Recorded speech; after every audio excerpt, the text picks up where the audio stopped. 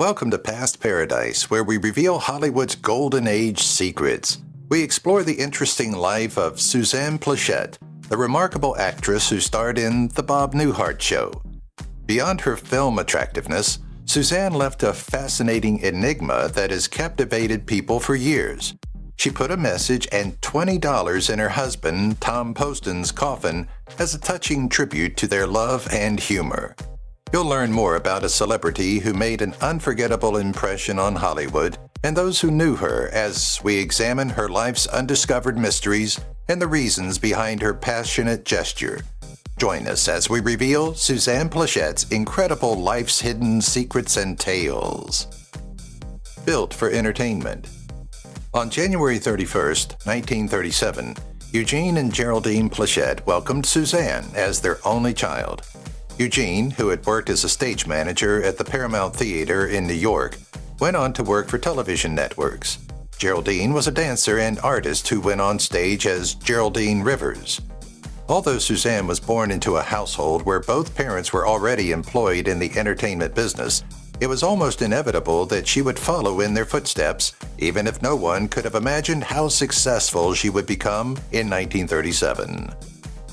She acquired knowledge. When training Suzanne Pleshette for a career in show business, no cost was overlooked. Her parents first enrolled her at Manhattan's High School of Performing Arts, which had previously taught celebrities like Jessica Walter and Al Pacino. Pleshette attended Syracuse University for a semester after graduating, before transferring to Finch College and then enrolling at the Neighborhood Playhouse School of the Theater to study under Sanford Meisner.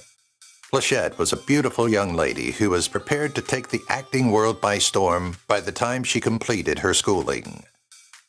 She attracted attention. She was just 20 years old when Suzanne Pleshette made her Broadway debut. The fourth girl in Meyer Levin's play Compulsion was given to the younger performer. Pleshette was elevated to a significantly more important position later in the run of the production, which was inspired by the Leopold and Loeb murder case, thanks to her outstanding performances.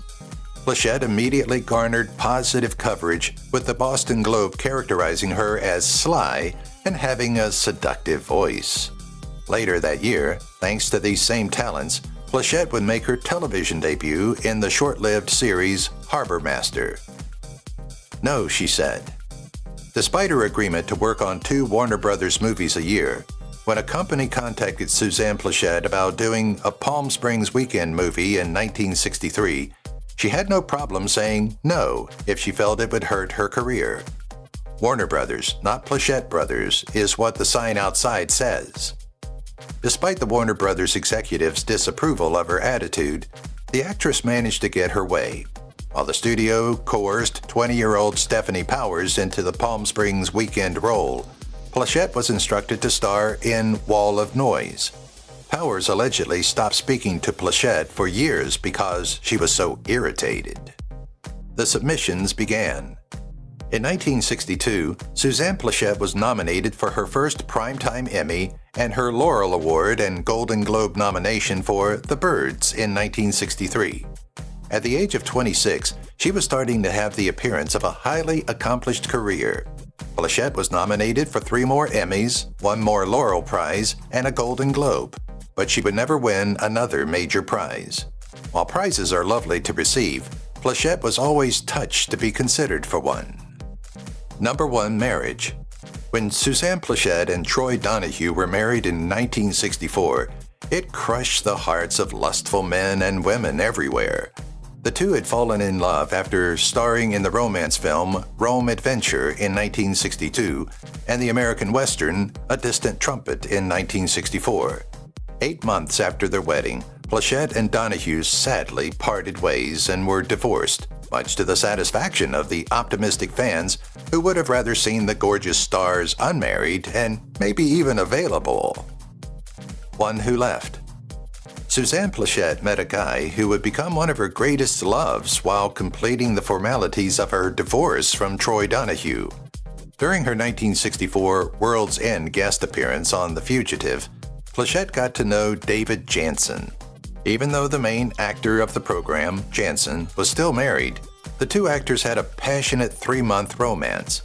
However, Pleshette eventually annulled the marriage since Jansen never decided to leave his wife. Pleshette considered Jansen one of her greatest loves for the remainder of her life. Suzanne had remarried by the time David and Suzanne were divorced in 1970. Almost Catwoman-like. Suzanne Pleshette was William Dozier's initial choice to portray the now iconic part of the Catwoman when he was casting the Batman television series in the middle of the 1960s. Despite the producers' best efforts, they could not reach an agreement with the actor. Thus, Julie Newmar was cast in the show's first 2 seasons, with Eartha Kitt taking over for the third. Pleshette had lost out on yet another significant chance, even if it didn't feel like it then. Actors from Hollywood have been vying for the role of Catwoman ever since. She visited Disneyland. Suzanne Pleshette started landing more jobs in movies and television as the 1960s went on. Notably, she co-starred with Ian McShane in the 1969 comedy If It's Tuesday, This Must Be Belgium, which garnered Pleshette a nomination for a Laurel Award, and Steve McQueen in the 1966 western Nevada Smith. However, in the 1960s, Pleshette formed a significant alliance with a mouse. Pleshette starred in 40 Pounds of Trouble, the first film ever made at Disneyland in 1962, which paved the way for more collaboration with the renowned film studio. Pleshette made appearances in 3 additional Disney films before the decade ended: The Adventures of Bullwhip Griffin, 1967, The Ugly Dachshund, 1966, and Blackbeard's Ghost, 1968. Actress with variety. Suzanne Pleshette had many jobs over the first 10 years of her career. It takes a certain range from Hitchcock to Disney, but Pleshette was up to the challenge. Pleshette portrayed a plane crash survivor in the 1964 film Fate is the Hunter, and a sexually promiscuous newspaper heiress in the 1965 film A Rage to Live. But Pleshette truly appeared to shine in the comedic genre. Pleshette quickly established herself as a star in Hollywood's funniest films because of her caustic approach and quick wit, which added something unique to the films like If It's Tuesday, This Must Be Belgium, and Suppose They Gave a War and Nobody Came. Number 2, marriage. Tom Gallagher, an oil man, was Suzanne Plechette's second husband, whom she wed in 1968. When Gallagher passed away from lung cancer in 2000, the two continued their connection for almost 30 years, with this one being considerably more successful than her previous one. Pleshette had a miscarriage, which prevented the couple from carrying out their intended family plan. "I certainly would have liked to have had Tommy's children," Pleshette remarked in an interview following her husband's death. "But my nurturing instincts are fulfilled in other ways. I have a large extended family, and my mother is on every set. So if this is my particular karma, that's fine." She gave up. In 1968, Suzanne Pleshette married Tom Gallagher and formally retired to become a housewife. It was in effect for 6 months. Gallagher could no longer bear to see Pleshette loitering about the home, so he instructed his wife to return to work. Pleshette was delighted with what she had, but wasn't ready to return to the long days, early mornings, late evenings, and lengthy travels to film on location. She decided to return to her career, but not in acting. Pleshette reasoned that doing talk shows may provide her with a temporary respite from the demands of her work. She started routinely. Because Suzanne Pleshette never ran out of things to say, her talk show was an absolute hit. Her agency quickly obtained her first appearance on The Tonight Show with Johnny Carson, and she became popular right away. Pleshette had a reputation for outsmarting her fellow guests, and sometimes even the presenter throughout the 10 years she appeared on the program. Although Pleshette made her Tonight Show debut on May 19, 1971, it was an August 1971 show that would significantly impact her life. Positioned uncomfortably.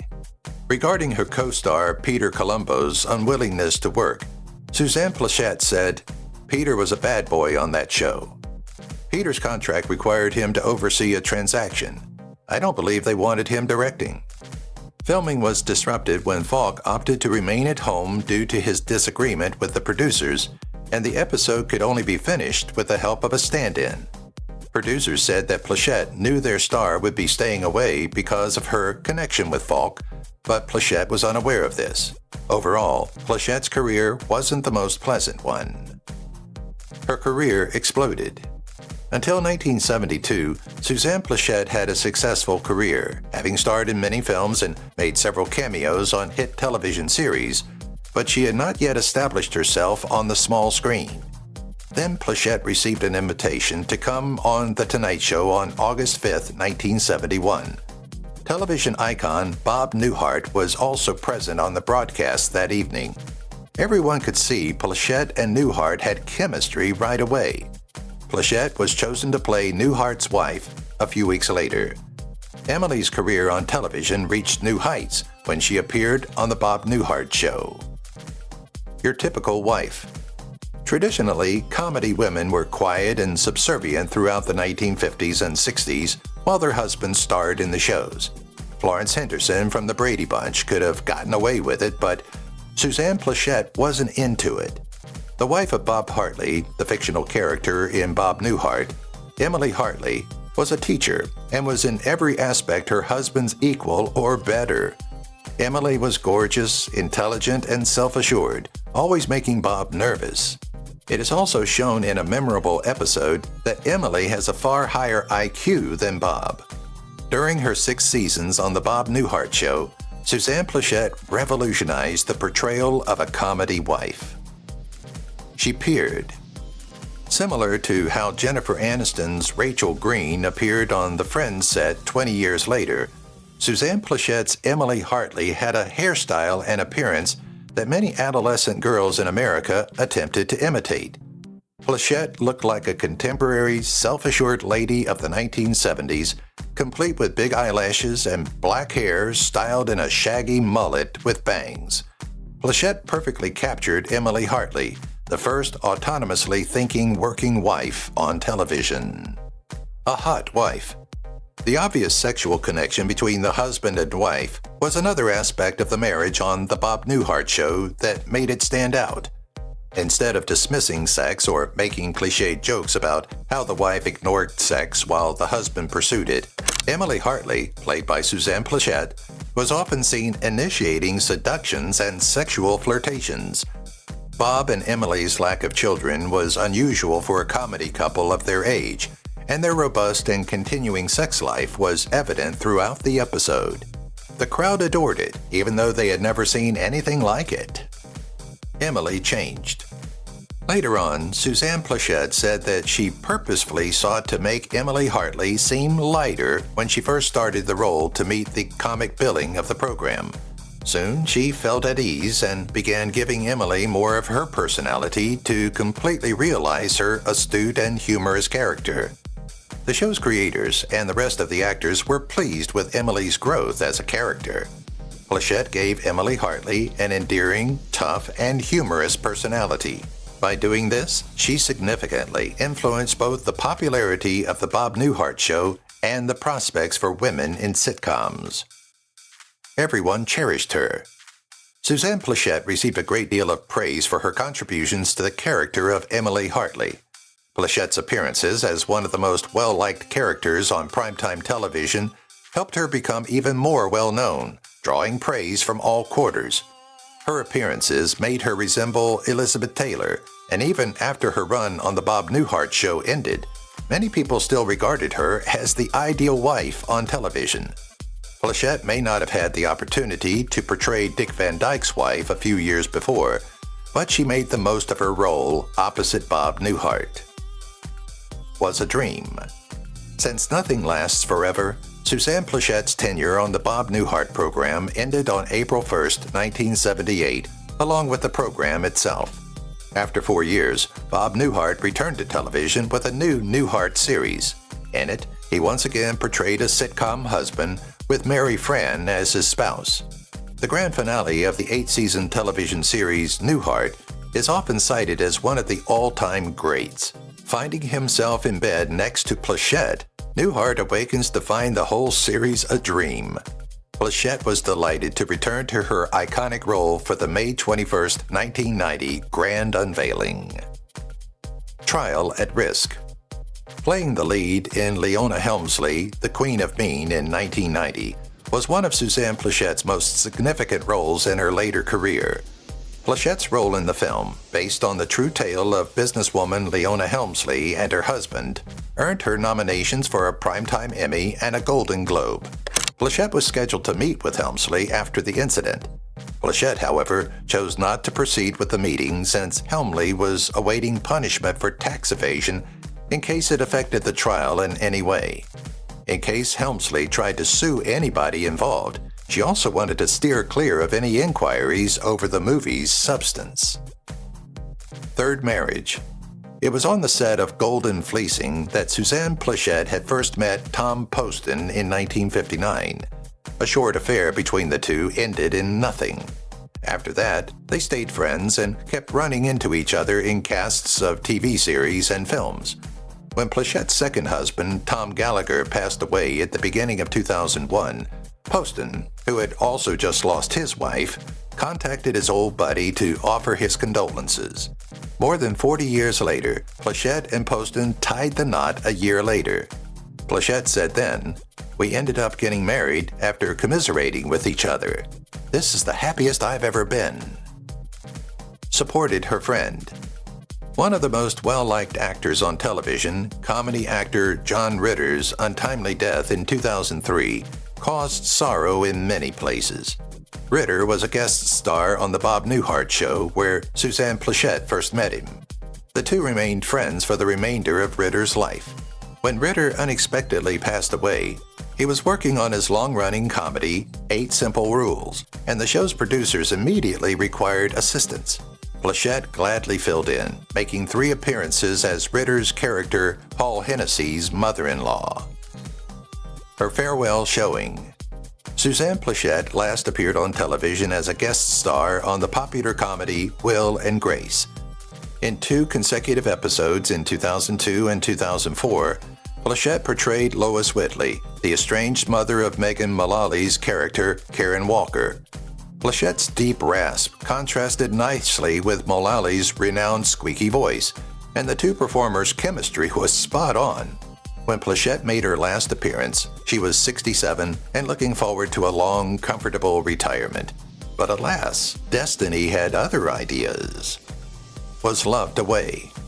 After 6 happy years of marriage, Suzanne Pleshette and Tom Poston declared it the best period of their life.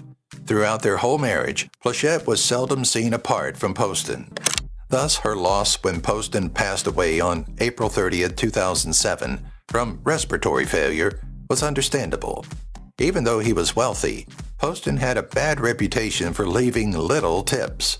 Plechette's sense of humor persisted, even throughout these very trying circumstances. She instructed Poston to tip the man at the pearly gates of heaven by leaving a $20 note in his casket. Loved her voice. Suzanne Pleshette was unique not just because of her bold sense of humor and captivating appearance, but also because of how she spoke. Pleshette had such a deep voice from birth that she was sometimes misidentified as a mature man rather than a small girl when visitors called her childhood home. Because of her deep, raspy voice, which viewers thought attractive and even sensual, the actress continued to smoke 2 packs of cigarettes a day until she gave it up in 1997. Regretfully, she was too late to avoid the repercussions of her 40-year habit when she decided to take better care of her lungs. A terrible diagnosis. In the last months of her husband's life in 2006, she assisted with his care. Lung cancer was Suzanne Plechette's tragic diagnosis. Pleshette started therapy right away since the doctors thought she had detected the sickness early. Her uncontrollable sense of humor was evident once again. "I lost all of my hair. Bad news," Pleshette wrote to Army Archerd, a Hollywood reporter.